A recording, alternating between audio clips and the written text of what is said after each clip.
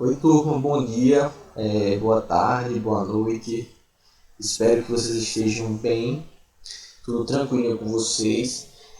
Na última aula, a gente começou a falar sobre o sistema solar, né? Falamos sobre a composição do sistema solar, os planetas, o Sol, a estrela, né? Falamos sobre o sistema solar, a importância de se estudar o sistema solar.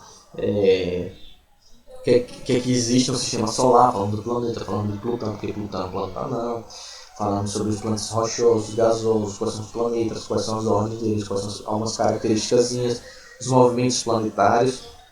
E na aula de hoje, a gente vai falar sobre antes eu deixei uma atividade para vocês, não foi? Da página 159.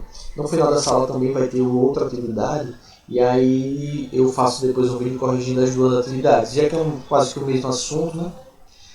Aí na próxima vídeo eu corrijo a atividade da página 159 e corrijo também a atividade que eu vou deixar hoje, que são duas páginas, para a próxima aula, certo? Então na aula de hoje a gente vai falar sobre a Lua. Então vamos falar um pouquinho sobre a Lua, a importância da Lua, as características da Lua, né? Então a Lua é o único satélite natural que tem na Terra. A gente viu lá que tem outros planetas, Saturno, 60 satélites naturais, né? Mas na Terra a gente só tem um, né?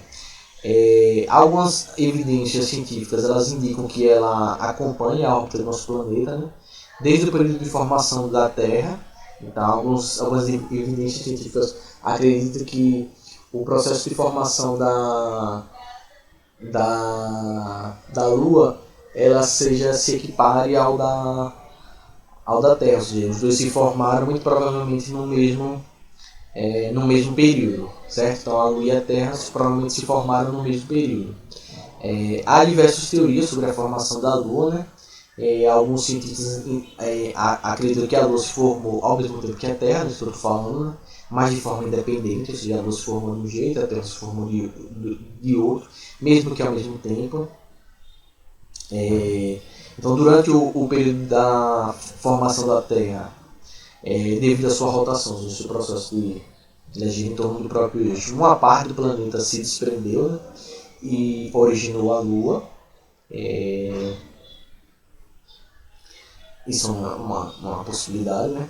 Tem a possibilidade que a Lua era um planeta que já existia e foi capturado pela gravidade da Terra, ou seja, a Terra acabou capturando a Lua e a Lua ficou presa orbitando a Terra, ou seja, fazendo seu caminho na Terra. A ideia também que a Lua resulta de destroços de uma colisão da Terra com outro planeta. E essa é a teoria que é mais aceita até hoje, né, de que a Terra se colidiu com outro planeta e esses destroços formaram a Lua. Né? É uma teoria que é bastante aceita e que muitos cientistas acreditam que seja possível essa explicação. Né? A Lua ela tem aproximadamente 3.476 quilômetros de diâmetro, o que dá mais ou menos um quarto do diâmetro da Terra. Então a Lua pequenininha né, dava, se a gente comparar a Lua e a Terra, dava para botar umas 81 luas, né, para obter a mesma massa da Terra. A gente precisa de 81 luas para a gente ter para chegar ao tamanho da Terra, só para você ver o tamanho, a dimensão da Terra com relação à Lua. Né? A Lua também ela faz um movimento de rotação, ou seja, a Lua também gira em torno do seu próprio eixo. Né? Então a Lua ela demora mais ou menos 27 dias e 7 horas, né? Para dar uma volta ao redor, para girar em torno do seu próprio eixo, e ao mesmo tempo necessário para ela dar uma volta completa ao movimento de translação, ou seja, o período que ela demora para fazer a rotação é o mesmo período que ela demora para fazer a translação. Então ela demora essas 27 horas, 27 dias, 6 horas para girar em torno do seu próprio eixo, e é também o mesmo tempo que ela gasta para dar uma volta completa na Terra. Então o movimento de rotação da Lua e o movimento de translação da Lua, ele demora o mesmo tempo, né? Por isso que a gente diz que o movimento de rotação e translação da Lua são síncronos, porque ela tem a mesma sincronia, né? Ela demora o mesmo período, para girar em torno do seu próprio eixo para dar uma volta ao redor da Terra. Né? Então, é devido a esse movimento síncrono, né, essa sincronia do movimento de translação e rotação da Lua, que a gente nunca consegue observar daqui da Terra uma parte diferente, uma face diferente da Lua. Ou seja, se você tem uma observação, mas sempre que você olha para a Lua, você sempre vê o mesmo lado da Lua. Né? Por que isso? Porque sempre está a mesma face voltada para o nosso planeta. Porque o tempo que ela demora para girar em torno do próprio eixo é o tempo que ela gira. Então a gente sempre tem impressão, a gente sempre está olhando para o mesmo lado da Lua devido a essa sincronia do movimento dela. Ou seja, como ela demora o mesmo tempo para dar essa volta e para ao redor do seu eixo da volta do planeta, a gente sempre está observando o mesmo lado, ou seja, então a gente sempre vê esse lado devido a esse lado de sincronia. Tem gente que fala, é mentira, porque a Lua na verdade é um prato que está voando, mas na verdade não tem nada de prato voando. A Lua é redondinha, né? Como quase todos os corpos celestes que existem, né? A Terra inclusive, a Terra é redonda, com a chapa nos polos. Mas a gente sempre vê o mesmo lado da Lua por causa dessa sincronia entre o movimento de translação e o movimento de rotação. Então, como elas têm o mesmo período, a gente sempre fica voltado para a Terra o mesmo lado, certo? A Lua ela apresenta fases, né? Que a gente chama das fases da Lua. Então, ao longo do mês, vemos imagens diferentes da Lua, né? No céu, né? A gente vê estruturas diferentes da Lua no céu. A maior parte do tempo, apenas uma parte de sua superfície dela fica voltada para a Terra, né? É iluminada pelo Sol. Né? Durante o período da Lua cheia, a face que podemos ver totalmente iluminada. Né? E é importante lembrar também que em todo o tempo em todas as fases da Lua ela não desaparece totalmente. Né? Que a gente fala que sumiu um pedaço da Lua. Né? Não é que sumiu um pedaço da Lua, né? É que a gente fica vendo a parte que está sendo iluminada. Né? A Lua ela é um corpo iluminado, ela reflete a luz do Sol. Então a gente só consegue observar a parte que está sendo iluminada pelo Sol, né? Que a outra parte desapareceu, outra não está mais iluminada. Nessa imagenzinha até que está bem generosa aí, e até que a gente consegue observar a parte também que não está muito bem iluminada. Mas a Lua a gente consegue observar de acordo com a maior parte do tempo ela não está iluminada, né? Completamente. Então a gente, durante o mês a gente observa pelo menos essas 4 fases. Né? A fase crescente, o quarto crescente, ela está com a parte, geralmente a parte esquerda iluminada. A lua cheia, quando a face que é visível, que é voltada para a Terra, ela é completamente iluminada pelo céu, reflete completamente aí, em si ela está cheia. A minguante, que é quando geralmente essa partezinha direitazinha aí dela está pouco iluminada. E a lua nova, quando a face que a gente observa da lua ela não está iluminada, ou seja, a luz do sol está atingindo justamente a parte que a gente não observa da lua. Então a parte não observada ela vai se escondendo aí. Então se a gente pode acompanhar, olha, gente, dependendo aí da posição que a lua se encontra, né? Então, de acordo com esse movimento de translação, né, que a Lua vai fazendo em torno da Terra, essa imagenzinha aqui ilustra bem para a gente poder conseguir entender como acontecem as fases da Lua, porque elas ocorrem, porque existe essa diferença. Né? Então, o brilho da Lua nada mais é do que o reflexo do Sol. Né? Então, quando a gente vê a parte iluminada da Lua, é que a gente está observando o reflexo da luz do Sol, né, que é uma estrela, que é um corpo luminoso que produz luz. Então a Lua ela funciona como se fosse um espelho. Então ela vai refletir os raios luminosos do Sol. Né? Então, assim como os planetas do Sistema Solar, ela não tem luz própria, ou seja, é um corpo iluminado. Às vezes a gente vê umas estrelas no céu e acha que é uma estrela, mas na verdade é um planeta também. Né? Um observador, então a gente aqui na Terra, a gente vê partes diferentes do mesmo lado da Lua iluminado pelo Sol. É sempre o mesmo lado, mas a gente vê em momentos diferentes ele iluminado. Então, enquanto a Lua está se movimentando ao redor da Terra, a gente vai vendo lados iluminados diferentes. Né? Esses aspectos são o que a gente chama da fase da luz. Esses aspectos em que a Lua vai sendo iluminada por períodos diferentes que a gente vai distinguir as fases. Né? A gente chama da Lua nova, crescente, minguante ou cheia, ou que também pode chamar de quarto minguante e quarto crescente. Na fase da Lua nova, quando a Lua está entre a Terra e o Sol, mas não em processo de eclipse, que vai mais para frente, é só na posição dela, a eclipse ela tem que estar obstruindo, ou um ou outro, né? A gente vai ver mais para frente. Então, quando a Lua nova, que a gente pode ver ali na esquerda, você vê dali, os tracinhos amarelos são os raios solares, então o Sol está lá, o Sol está lá do lado esquerdo, esses tracinhos amarelos aí são os raios solares. Então, na fase da Lua nova, né, a Lua está entre o Sol e a Terra, e não é incidência da luz solar na face da Lua que está voltada para a Terra, ou seja, o Sol está iluminando o lado da Lua que não fica visível, que não fica voltada para a Terra. Então é como se ela estivesse iluminando as costas da Lua e a frente da Lua fica escura porque ela não está sendo iluminada pela luz solar. Né? Então, como não é incidência da luz na face que está voltada para a Terra, a gente não vê, a gente vê uma grande sombra e a gente não vê, porque a luz do Sol está atingindo a face da Lua que nunca fica voltada para a Terra. Então a Lua ela não fica visível para a gente nesse momento, por isso que a gente chama de a Lua nova. Né? Então, se você lá, a Lua está posicionada na mesma posição, no mesmo lado que está na direção do Sol, que os raios solares estão vindo. Entre mais ou menos 1 ou 2 dias depois da Lua nova, a gente consegue ver o aspecto, né? Aquele aspecto de unha cortada, né? Aquele aspecto em C, típico dos primeiros dias da Lua crescente, né? Porque a face lunar que está voltada para a Terra, ela começa a refletir uma parte dos raios solares. Né?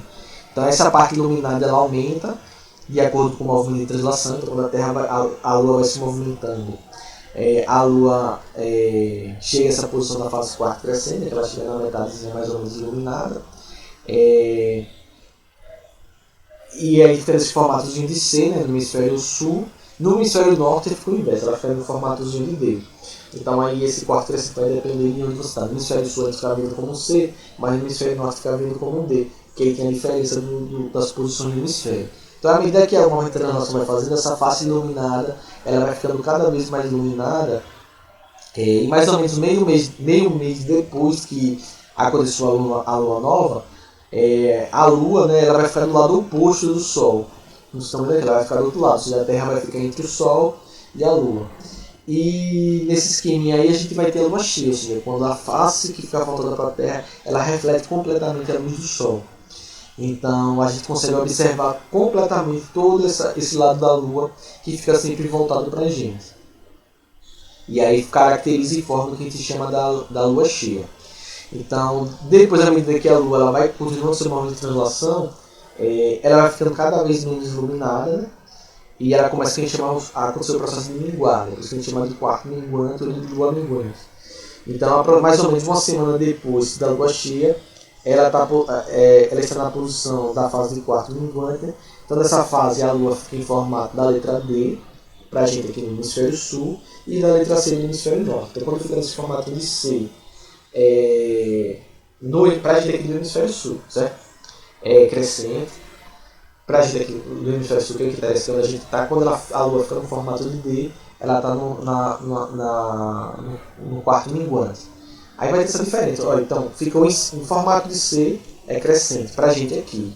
Ficou em formato de D, ela é minguante. Para a gente aqui, certo? Lembre que lá no hemisfério norte é o contrário. Quando tem formato de C é minguante, quando tem formato de D é crescente, certo? Mas só lembre pra gente, certo? Então a luazinha em formato de C, crescente, em formato de D, minguante, certo? Então depois que essa fase minguante a translação vai voltando e ela volta à posição inicial lá, que ela fica a Lua fica entre a Terra e o Sol, e ela fica na fase de Lua nova, e esse processo se reinicia. Outro aspecto que é muito importante da Lua, por ela ser o nosso único satélite natural, ela é muito importante para a história para a história do nosso planeta de forma geral, né? E para a vida que se desenvolveu aqui, né? Um importante fenômeno que ocorre na Terra por causa da Lua são as marés, né? Mas não só são as marés que influenciam não é só a Lua que influencia na maré, né? O Sol também ele é responsável pelo fenômeno, ainda que com menor intensidade, né? Então a gente fala mais que a Lua, porque o Sol obviamente está mais distante da Terra do que a Lua. Então o Sol ele influencia também nas marés, mas a Lua influencia muito mais por ela estar muito mais próxima, né? Então, como é atraída pela Terra, a Lua ela fica girando, como a gente já falou, ao redor do nosso planeta, né? Faz esse movimento de translação. A Lua também exerce força gravitacional sobre a litosfera, né? Sobre a Terra. Assim como a Terra exerce força gravitacional sobre a Lua também exerce sobre a Terra. Só que a Terra exerce uma força muito maior do que a Lua sobre a Terra. Mas a Lua, mesmo assim, também exerce força gravitacional sobre a Terra. E sobre a litosfera, né? Sobre a parte sólida do planeta. Mas esse efeito é imperceptível, né? Na litosfera, na parte sólida, no solo. A Lua ela exerce essa atração na Terra, mas na parte sólida do planeta, mas esse efeito é imperceptível. A gente não vê a Terra subindo, porque a força gravitacional da Terra segura com mais força a litosfera. Na hidrosfera, que é a parte líquida do planeta, onde tem a água, por a água ter uma maior fluidez do que o chão, né? As consequências da influência gravitacional da Lua sobre a água, sobre os mares, oceanos, rios, ela é mais nítida, ela acontece e a gente consegue perceber ela por causa dessa fluidez da água, né? Então essa atração que a Lua exerce sobre a água, ela pode fazer com que a gente tenha a subida e a descida da água, né? E que causa o que a gente chama da variação dos níveis dos oceanos e mares, que a gente chama de maré, né? Então a atração gravitacional da Lua ela consegue atrair, puxar, vamos dizer assim, puxar em sua direção a água, fazendo com que a maré diminua ou que a maré cresça, né? Então esses processos da maré, que na praia, a maré alta, a maré baixa, é influenciado pelo Sol, mas é muito mais influenciado pela Lua. Então a atração gravitacional acaba puxando essa água, que vocês podem observar nessa imagenzinha aí, que forma lá maré morta e maré viva, né? Que chama da maré alta e maré baixa. Então, com o movimento de rotação da Terra, as mudanças de maré baixa e alta, elas vão ocorrendo diariamente. Então, ou seja, o planeta está girando, né? A Lua está fazendo a translação, está atraindo, e esse processo de maré, a maré no dia ela fica alta e baixa. Quando certa região da Terra, em dado momento do dia, né, está mais próxima da Lua, a maré ela será alta, né? A Lua vai atrair a água e essa maré vai ser alta, né? Então, aproximadamente 6 horas depois da maré alta, a rotação da Terra leva ao ponto mais ou menos a 90 graus da Lua de distância, né? E na mesma região, né? E aí nesse caso a maré vai ser mais baixa, ou seja, e aí depois de 6 horas, 12 minutos, né? Essa atração, esses movimentos vão se alterando, então, maré alta, maré baixa, maré alta, maré baixa. Então ocorre 2 vezes no dia, né? Em cada 24 horas num ciclo lunar, né? Então a gente vai ter 2 vezes no dia essas mudanças. Então a fase da Lua, em fase de Lua nova e Lua cheia, quando a Terra e a Lua e o Sol estão bastante alinhados, né? As atrações conjuntas do Sol e da Lua, ele leva ao maior nível de maré alta, né? Então, geralmente, quando a Lua nova e Lua cheia, que a gente vai ter os maiores picos de maré, né? Porque esses astros vão atuar de forma conjunta na variação da maré. Então, o Sol ele influencia na variação da altura da maré, certo? Mas a Lua influencia muito mais. Então, o poder de influência da Lua é muito maior. Então, vocês podem observar que nesse esqueminha aqui, ó, veja, a setinha amarela indica o que a maré varia por atração do Sol, e a laranjinha indica o que a maré altera pela influência da Lua. Então veja que a da Lua é muito maior do que a do Sol, mas os dois atuam. A gente fala mais da Lua porque a Lua levam a uma variação muito maior. Então, quando a Lua está mais próxima da Terra, a maré é alta; quando ela fica mais distante, a maré é baixa. Então, no período de 24 horas, esse processo ele acontece 2 vezes. E temos aqui, né, os famosos eclipses. O eclipse ele acontece quando um corpo passa pela sombra produzida por outro corpo, certo? Então é nesse momento que a gente diz que acontece eclipse, né? No caso das posições relativas entre a Terra, o Sol e a Lua. Então a Lua ela pode passar algumas vezes pela sombra da Terra. Então nesse caso, quando a Lua passa pela sombra da Terra, acontece o eclipse lunar, né? Que a gente pode observar ali. Então veja, está o Sol está iluminando a Terra e a Terra do outro lado projeta uma sombra. Quando a Lua passa por essa sombra, a gente diz que aconteceu um eclipse lunar. Ou seja, a Terra ficou entre o Sol e a Lua passou sobre a sombra produzida pela Terra. Então, quando a Lua passa por essa sombra, a gente diz que ali aconteceu um eclipse do tipo lunar. Outras vezes que pode acontecer é que a Terra ela pode passar pela sombra projetada pela Lua. Então, o Sol está iluminando um lado da Lua e do outro lado se projeta uma sombra. Se a Terra passar exatamente sobre essa sombra, a gente diz que aconteceu um eclipse solar, ou seja, o Sol é recoberto totalmente ou parcialmente pela Lua, né? Que a gente pode observar aqui. Então a gente vai ter esses 2 tipos de eclipse. Vai depender de quem estiver na sombra de quem. A eclipse lunar é quando a Lua está na sombra projetada pela Terra, e a eclipse solar é quando a Terra ela passa pela sombra projetada pela Lua. Certo? Então a gente pode observar. Então, quem vive, por exemplo, no local onde está projetada a sombra da Terra, né, que o solar vai ver durante o dia, né, a formação da passagem da Lua na frente do Sol e formando essa sombra. E aí, se vai ser um eclipse total ou parcial, vai depender da posição que você tiver na Terra. Né? Se você estiver bem no local onde tem essa sombra, você vai ver um eclipse total. Mas se você estiver em outras partes do planeta, você pode ser que só veja parcialmente essa cobertura. Aí vai depender da posição da Lua, da Terra e do Sol. Né? Aí, professor, mas se a Lua está sempre girando, por que não tem um bocado de eclipse?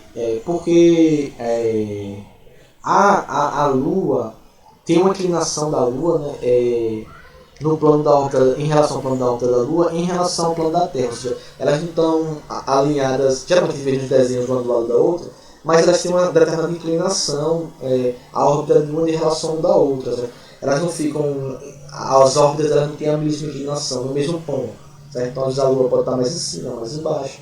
E por isso que a Lua vai girando e a sua inclinação é diferente. Se a inclinação fosse a mesma, a gente teria dois eclipses todo mês, né? Um eclipse solar e um eclipse lunar todo mês, né? Mas como as suas órbitas elas não estão no mesmo plano, na mesma, se colocar a Terra no mesmo plano, elas não estão no mesmo plano. A Lua ela pode estar, a Lua e a Terra estão em planos diferentes de suas órbitas. Então, se elas estivessem no mesmo plano da orbital, a gente teria sempre eclipse. Então, acontece de vez em quando, quando esses planos eles se encontram. Mas não acontece sempre por isso, então é por isso que tem sempre eclipse, porque cada um desses astros eles estão em planos diferentes. Então a gente, se estivesse no mesmo plano, a gente teria sempre 2 eclipses, um eclipse lunar e um solar todo mês. Então quando acontecesse sempre teria um eclipse solar, quando a Lua ficasse entre o Sol e a Terra, né, na Lua nova, e teria um eclipse solar quando a Terra estivesse entre o Sol e a Lua, no caso da Lua cheia. Então, como esses planos, a Terra e a Lua não estão no mesmo plano orbital, é por isso que a gente não tem um eclipse direto. Isso acontece só quando coincide parcialmente, né, essa oposição da Lua e da Terra e do Sol, e acaba tendo essa inclinação perfeita para que a eclipse aconteça. Outra coisa interessante, nos eclipses lunares, a Lua ela não deixa de receber a luz do Sol completamente, né? Então parte da luz solar é desviada pela atmosfera da Terra, dando a luz, né, aquela tonalidade avermelhada. Então a luz ela é desviada pela atmosfera e mesmo assim atinge a Lua, por isso que ela fica avermelhada, né, na eclipse lunar.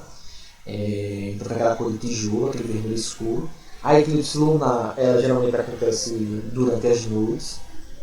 Geralmente ela acontece durante a noite. As eclipses do Sol solar, né, a luz fica entre a Lua, né, e o nosso planeta. Né? Então, depende da circunstância da Lua, pode cobrir totalmente, né, a luz solar, que a gente chama de eclipse solar. Né? E essa eclipse solar ela acontece durante o dia, né?